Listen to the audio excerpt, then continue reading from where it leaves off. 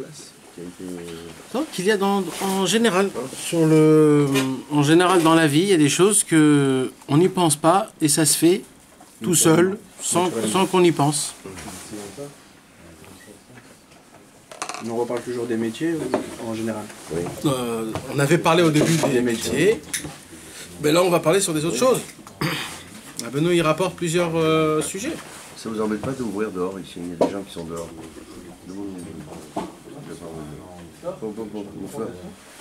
Ok.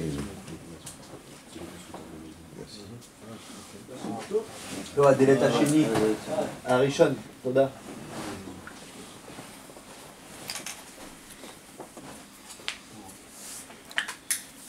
C'est écrit, Rabbeinu il a rapporté comme quoi toutes les personnes qui travaillent dans le bâtiment, on avait dit, alors sa réussite est très dure. Et à la fin du compte, il ne gagne pas sa vie comme ça valait le coup par rapport à la fatigue qu'il a eue en bâtissant des bâtiments.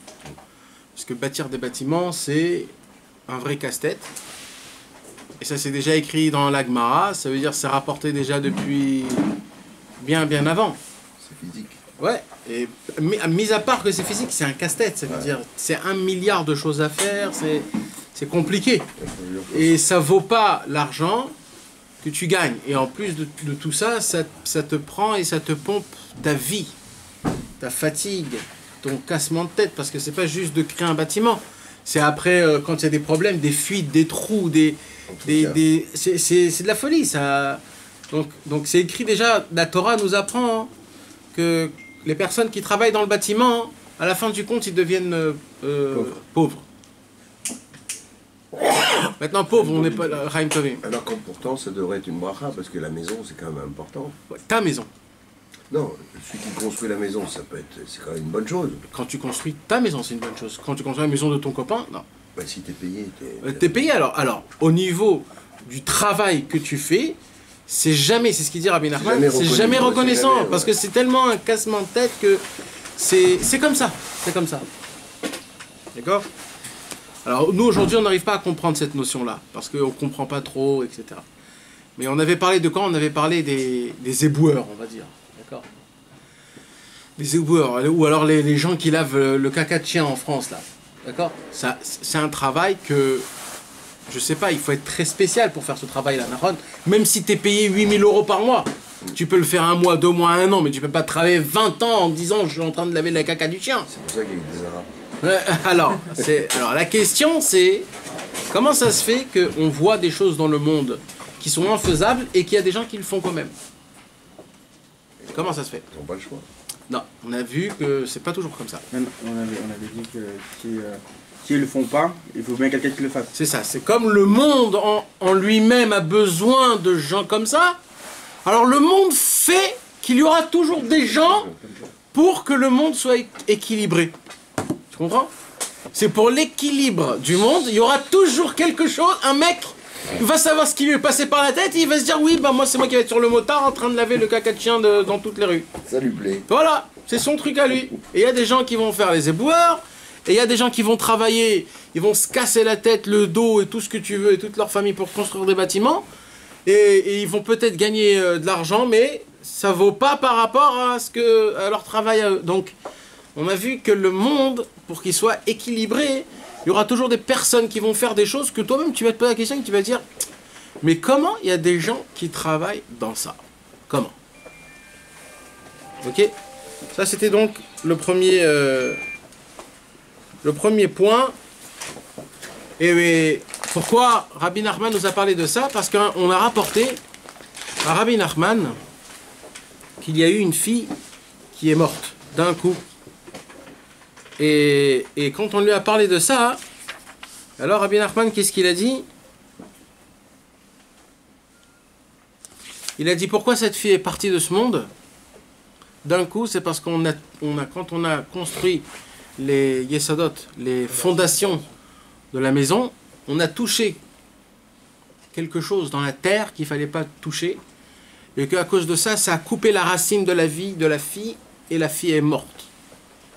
Pourquoi? Parce que la terre en entière est remplie, je vais dire ça en mon langage, de nerfs ou alors de veines qui va d'un endroit à un autre et qui donne de la vitalité d'un endroit à un autre. Quand tu coupes un artère, ça coupe. Et c'est ce qui s'est passé à cette fille. Cette fille, elle est partie de ce monde parce qu'on a bougé à un endroit qu'il ne fallait pas être bougé. Et à cause de ça, il s'est passé quelque chose de pas bien. Et il dit donc de là, Rabbi Nachman, que il faut faire, on ne peut pas savoir comment, etc. Mais il faut savoir que c'est dangereux, des fois, de prendre un terrain qui n'a jamais été touché et que tu commences à le toucher et à le travailler. Et à cause de ça, ça peut endommager des choses pas bien. Et là, Rabbi Nachman, il va nous apprendre comme quoi il y a des fois des lits, que comme le lit il a été pris par un arbre, que cet arbre-là il a été coupé, on va dire, en plein milieu de sa c'est un fruitier, et qu'on l'a coupé en plein milieu, et ben un homme et une femme qui dormira dans ce lit-là ne pourront pas avoir d'enfants. Pourquoi? Parce qu'on le a pris d'un arbre, que l'arbre il devait donner des enfants, et tu l'as coupé en pleine croissance. C'est poussé. Hein. Ouais. Mais comment savoir ces choses? Ah, mais Rabbi Nachman, là, il va nous apprendre comme quoi tout est touché. C'est-à-dire tout est lié. Non, mais quand tu achètes un lit, tu peux pas savoir. Oui, Nachman, tu peux pas savoir. C'est vrai que tu peux pas savoir. Alors c'est pour ça. Tu peux pas savoir. Alors l'enquête qu'il faut faire. Non. Alors non. Nous, ce qu'on a dit, c'est quoi? Ce qu'on a dit, c'est que normalement, un vrai juif, comment il doit se conduire? C'est qu'avant chaque chose, il doit prier. Avant même les petites choses qui puissent y arriver, même chaque petite chose. Avant que tu rentres dans un resto pour manger, tu dis, mon Dieu, fais que ce manger ne me fasse pas mal au ventre, parce que ça peut arriver tout le temps. Que le manger soit bon, que je puisse digérer comme il faut, que ça ne me rend pas malade, etc., etc. Après, quand tu vas acheter un lit, tu dis, Hachem, fais que je puisse acheter un lit pour bien dormir, pour que ce ne soit pas un arbre, etc., etc. Et là, tu commences à faire entrer Hachem dans chaque chose. Ah ouais, oui, maintenant, ça ne te demande pas à te casser la tête, c'est à peine 1 minute, c'est une petite prière de 1 minute. Juste, tu demandes que ce que tu vas faire, ton achat, etc., que tout se passe comme il faut. En tout cas, il y a une chose qui est sûre et certaine, c'est qu'un homme qui se conduit comme ça, il est sûr de ne pas se tromper jamais. Jamais. Jamais et jamais. Et même s'il croit qu'il s'est trompé, eh ben c'est faux. Pourquoi? Parce qu'il fallait qu'il passe par là-bas. C'était une expérience qu'il fallait qu'il fasse. Donc ça, c'est un point. Alors maintenant, ce soir, on va continuer cette conversation que Rabbeinu il nous parle, la conversation numéro 60. Et là, Rabbeinu il va nous dévoiler un nouveau point. C'est quoi ce nouveau point? Alors, on va le lire. Celui qui veut lire, Fred, tu veux lire? On est dans... 60. Ouais, dans 60, mais... On reprend depuis le début? Non. Tu veux reprendre depuis le début? Reprends depuis le début, vas-y, allez. Bon, on s'était... Ok, alors... juste pour qu'on se rappelle de quoi on parlait, quoi. Notre maître s'entretint avec nous suite à l'épisode d'une petite fille de la communauté de Breslev qui fut blessée lors d'excavations effectuées au cours de la construction de nouveaux bâtiments. Ce qui ne manqua pas de mettre aussi d'autres personnes en grave danger. J'entendis alors de lui ce qui suit. Au sujet des bâtiments, je me suis penché sur ce sujet et j'ai remarqué que ceux qui s'occupent de construction, qu'il s'agisse de bâtiments ou de murailles, même au sein des non-juifs, il n'y en a pas un qui en soit sorti indemne. Et malgré tout, les gens s'occupent de construire, car c'est une nécessité pour la bonne marche du monde. Il se trouvera par conséquent toujours des personnes qui seront attirées par cela. C'est un sujet complexe et qui demande à être analysé de plus près. Mais quoi qu'il en soit, l'expérience a montré que l'on n'en sort pas indemne. Et c'est apparemment dans ce sens que l'on peut comprendre ce qui est dit dans le Talmud. Tout celui qui s'occupe de construction finit par s'appauvrir. Mitmasken. Or, le terme hébraïque mitmasken signifie devenir pauvre, mais aussi se mettre en danger, comme le rapporte le Midrash lorsqu'il interprète le verset, et ils construisirent des villes d'approvisionnement, miskenot, pour le pharaon. Comment on dit un danger en hébreu? Sakana, c'est le même mot que miskin. Donc, miskin, ça veut dire quoi? Un pauvre. Mais d'un autre côté aussi, ça veut dire danger. C'est-à-dire celui qui fait le bâtiment, il se met en danger Et c'est ça sa pauvreté, c'est qu'il se met en danger. On parle que de juifs. Ou on va dire même les goïms, là on parle en Ouais, général. les Portugais sont riches. Hein. Ouais, mais c'est ça ce qu'on avait dit. On avait dit que c'est pas la richesse comme toi tu vois. Oui, Ça veut dire le travail qui se casse la tête pour faire, ça vaut pas ce qu'il gagne. Ça justifie pas. Ça justifie pas. Tu vas pas voir un mec de 90 ans qui s'assoit et qui est bien, et il te dit moi j'ai construit tout ça. C'est des gens qui ont pas... Ils ont eu des problèmes au dos, ils ont eu des problèmes... Ouais, c'est pas comme... Ouais, à la fin, ils finissent toujours. Ouais, à faire, ouais. Des francs-maçons. Ouais, vas-y Fred. Alors, ils construisirent des villes d'approvisionnement, Miskénotes pour le pharaon. Certains ont dit que le terme Miskénotes indique que leur construction appauvrissait ce qui s'y a donné, et d'autres qu'il indique qu'elle les mettait en danger. Je continue. Ouais. La chose essentielle est la pose des fondations. Il faut savoir à quel moment et avec quelle sorte de bois on doit la réaliser. Car il y a des bois qui ne sont pas aptes à être utilisés comme fondation. Le problème est que l'on n'a pas connaissance de cette chose. Voilà, point. Ça, c'est jusqu'à ce qu'on a lu la semaine dernière. Maintenant, hein, on va toucher à un autre sujet, un nouveau sujet, qui parle de la même chose, mais un autre sujet. Et là, on va parler, je vous répète, Rabbeinu va nous parler de certaines choses qui se passent dans le monde sans qu'on le sache. Et pour nous, c'est quelque chose de normal, mais lui, il va essayer de nous faire sortir l'aspect de tout ça. Alors, vas-y.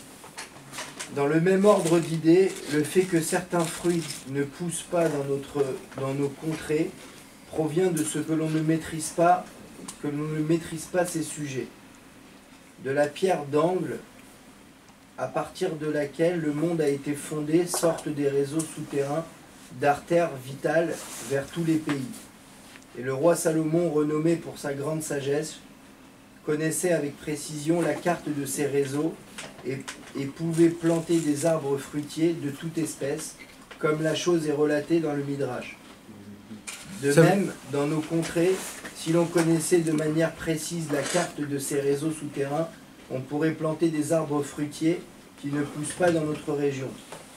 Car quoique notre contrée possède son propre réseau qui permettent de faire pousser les espèces d'arbres fruitiers propres à notre région, il faut savoir que tous les réseaux sont reliés entre eux sous terre et interfèrent les uns avec les autres. Si bien que même dans nos contrées, si l'on s'éloignait légèrement, on pourrait planter des arbres fruitiers étrangers à nos contrées. De même, si l'on venait à creuser un puits à certains endroits, on pourrait planter un arbre fruitier inconnu de nous jusqu'à là, quoi qu'il soit éloigné de la région où poussent normalement ses fruits. Attends, là, c'est bon, c'est bon. Ouais, c'est lui. Non, parce qu'il répète sans arrêt la même chose. Ouais, non, mais c'est pas exactement la même chose. Ok. T'as compris ce que t'as lu? On parle des veines de ce que t'expliquais tout à l'heure. En fait, les veines, c'est les racines. Non, mais là on va... Il y a un plan du terrain qui fait qu'il y a des endroits où on peut... Mais il faut que tout le monde participe, là. On peut creuser et d'autres endroits où on ne peut pas. Genre... On va partir... un corps humain, quoi. Il y a des endroits où tu peux... Exactement. On peut plus toucher à la terre, ça veut dire. Attends, d'abord il faut poser une question qui est toute simple. La question qui est toute simple, comment ça se fait si j'ai envie de prendre une gouyave, d'accord? J'ai envie de prendre une gouyave. Je veux la planter en Ukraine. Est-ce que la gouyave pourra pousser en Ukraine? Une gouyave, non? Non. Pas autant. Je veux prendre un cactus. Mais si on connaît l'endroit, oui. Là, il dit que oui. Hein? Là, il dit que oui. Si je veux prendre un cactus, d'accord? Et je veux le faire pousser en Ukraine. Est-ce que c'est possible? Non. Si on connaît la carte. Non, Mais normalement, on ne connaît pas. Non, mais dans le climat et tout, c'est pas Tu bon. prends une Ah bon? graine de cactus, genre... Et tu Ouais. Parce que c'est... Non, mais parce qu'on sait que... Mais je vais aller plus que ça. Je prends un arbre qui a déjà des fruits, qui a déjà... C'est impossible. La terre, le climat, tout ça, il crève 2 secondes après. Ça pousse, non? c'est trop froid. On sait où est-ce que ça pousse les aujourd'hui, il y a des- Oui, ça pousse dans les pays chauds. On peut D'accord. pas mettre un truc en Allemagne, on peut pas... Voilà, c'est ce que je dis. On parle de... Si elle est devenue agronome, Sans toucher. D'accord, maintenant si je prends des bananes, d'accord, des bananes, et pareil, je les mets dans des pays froids ou dans des choses comme ça pousse pas. Maintenant ainsi de suite, il y a un paquet de choses où il y a des fruits que tu peux qu'il n'y a que des endroits spéciaux où ça pousse, et il y a des endroits spéciaux où ces fruits-là ne peuvent pas pousser. Même si tu prends l'arbre avec toutes les racines qu'ils ont, et tu prends l'arbre avec les racines, tu le remets dans un endroit, même avec la terre qu'il a avec lui ensemble, et tu le plantes dans un autre endroit, cet arbre-là ne peut pas tenir. Et ça pourquoi? Et comment ça se fait? Comment ça se fait qu'il y a des fruits qu'on peut trouver qu'en Asie, et tu peux trouver nulle part autre? Et il y a des fruits que tu peux trouver qu'en Europe, et tu peux trouver nulle part. Il y a des fruits que tu trouves, des dattes par exemple, des dattes, si tu prends au Maroc, ou alors dans des endroits très chauds, c'est pas les mêmes dattes que ce que tu peux trouver en France, ou alors en Espagne, ou je ne sais pas. Chacun, il a son goût. D'accord? Maintenant, il y a des pommes d'Hollande, il y a des pommes d'Israël et il y a des pommes de France, le même type de pommes, mais ils sont pas pareils. Il y a des pommes qui sont plus grosses, moins juteuses. Il y a des pommes qui sont plus petites, plus juteuses. Ça dépend. Il y a énormément de différences dans chaque chose. Maintenant, c'est quoi qui fait la différence? C'est pas juste le climat. C'est la terre. C'est la terre. La terre, en fait, qu'est-ce qu'elle a, la terre? La terre, c'est elle qui donne la vie, et c'est elle qui donne le sens, et c'est elle qui donne la vitalité et le goût à tous les fruits et les légumes que ça pousse. Ça fait quelque chose, Nathan, sur ce que tu as dit, c'est vrai que tu as raison, on voit ça Et dans le l'agit temps. pas. Par exemple, il y a des vins, tu peux planter un raisin, une sorte de raisin, dans un endroit, ça va pas donner le même vin que si tu le plantes à Bordeaux ou si tu le plantes n'importe où, c'est la terre. Exactement, c'est la terre qui donne la chose. Maintenant, qu'est-ce qu'elle a la terre de spécial? Alors pour qu'on puisse comprendre ça, vous savez comment le monde a été créé? Alors Akadosh Baruch Hu, il a créé le ciel et la terre, etc. Mais avant que Akadosh Baruch Hu a créé le monde en entier, au début il y avait quoi? Ce qu'on appelle le Tohu Vavohu, c'est-à-dire le mélange d'éléments.